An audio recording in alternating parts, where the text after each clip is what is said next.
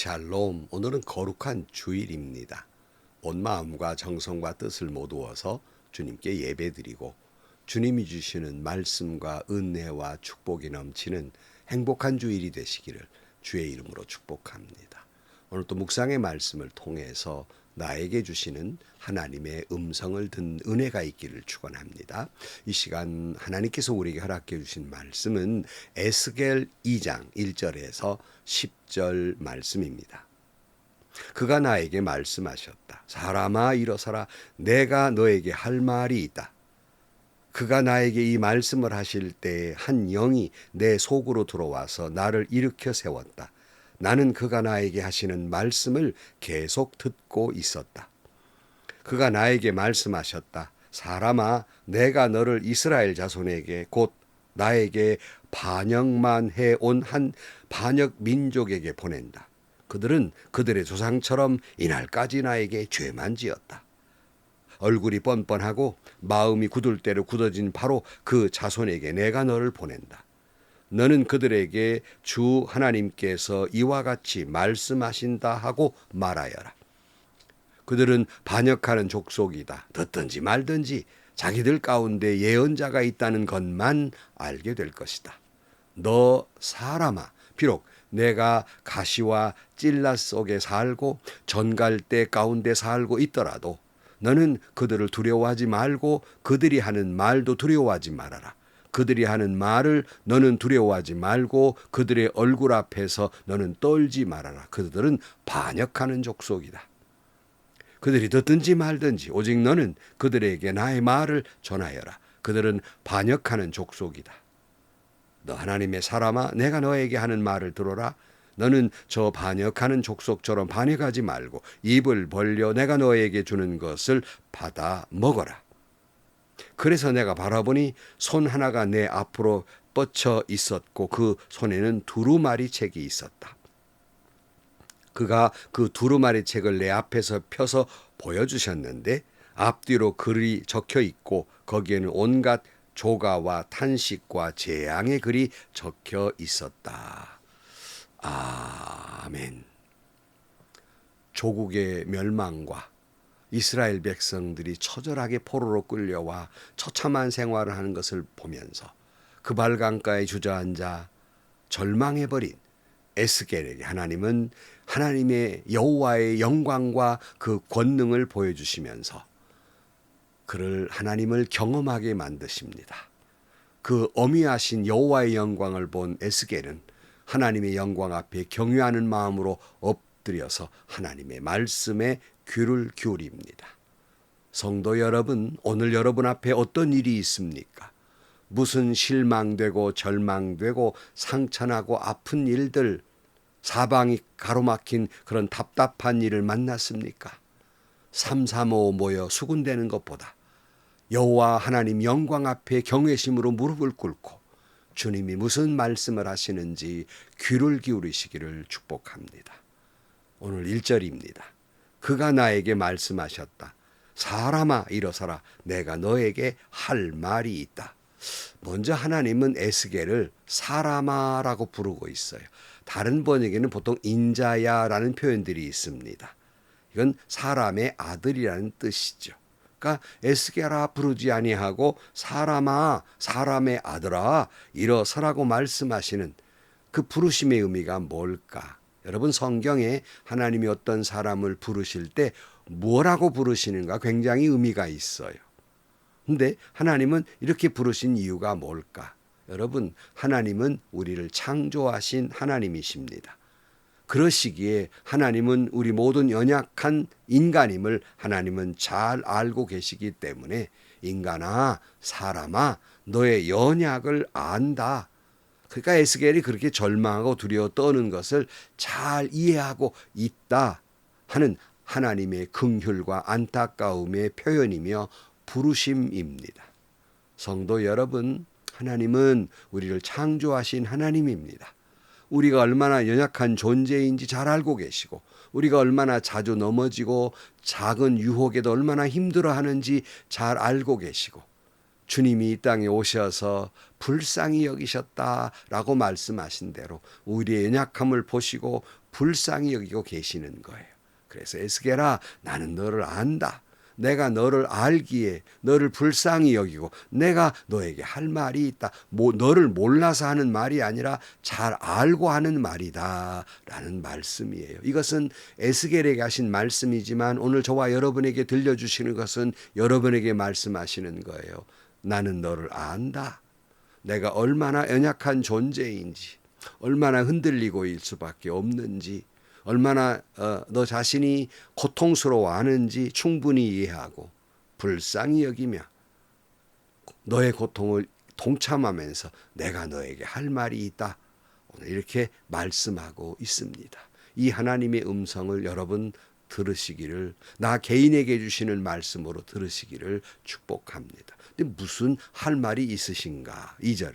그가 나에게 이 말씀을 하실 때 한 영이 내 속으로 들어와서 나를 일으켜 세웠다. 나는 그가 나에게 하시는 말씀을 계속 듣고 있었다. 하나님은 에스겔에게 일어나라 그냥 명령하신 것이 아니라 우리는 우리 힘으로 일어날 존재가 못 됩니다. 그러므로 여호와의 영이 그에게 들어가서 그를 일으켜 세워주신 것입니다.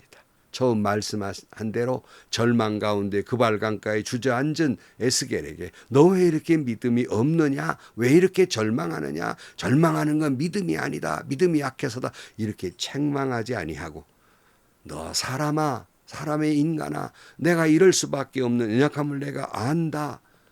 내가 그러나 그런 너에게 할 말이 있다. 그리고는 하나님은 하나님의 영으로 그를 일으켜 세워주신 겁니다.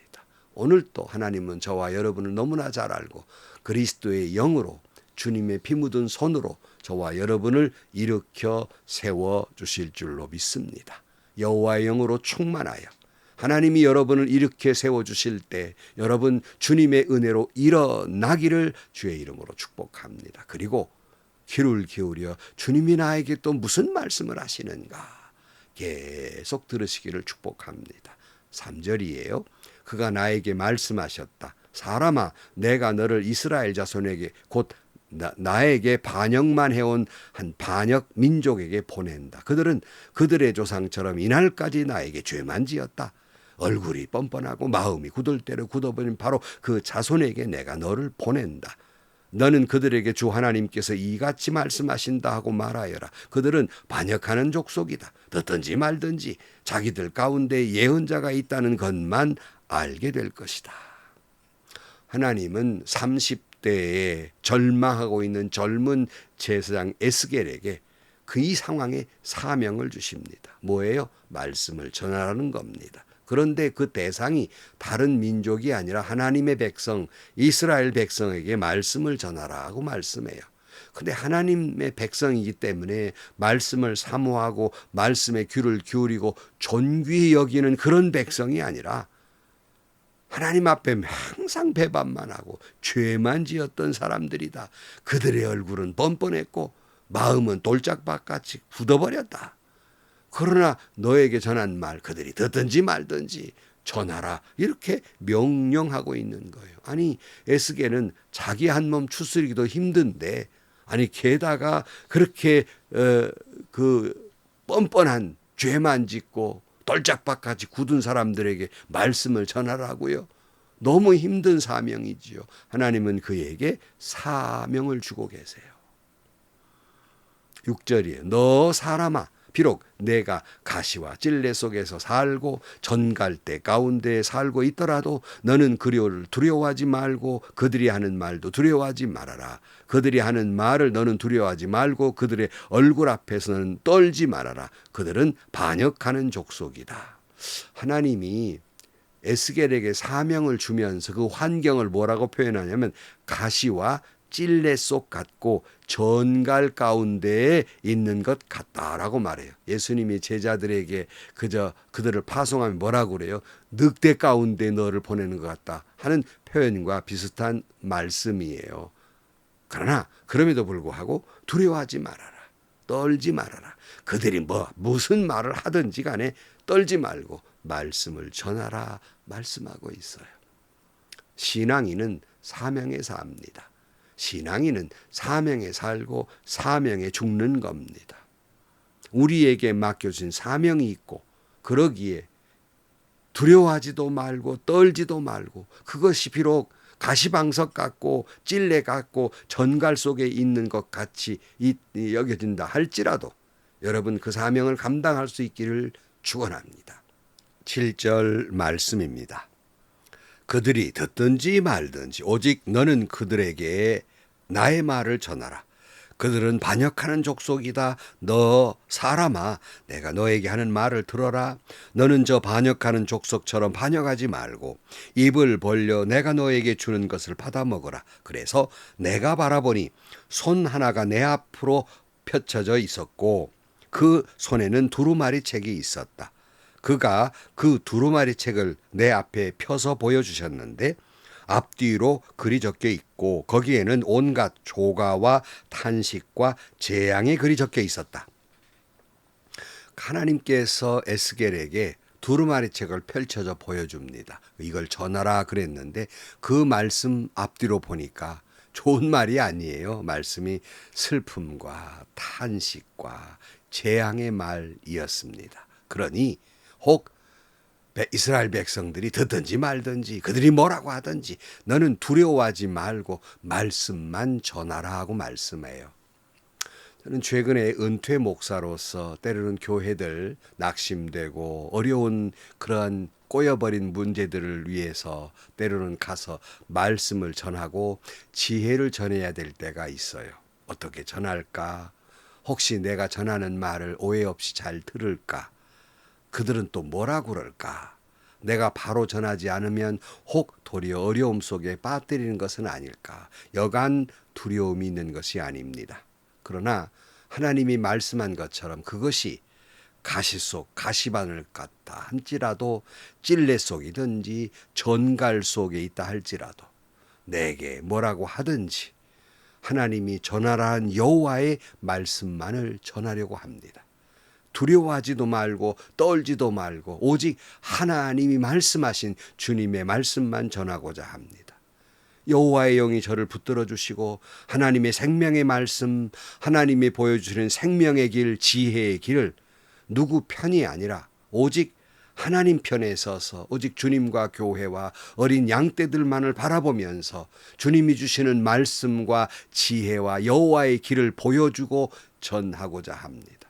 이것이 사명이라면 생명을 다해야 하지요.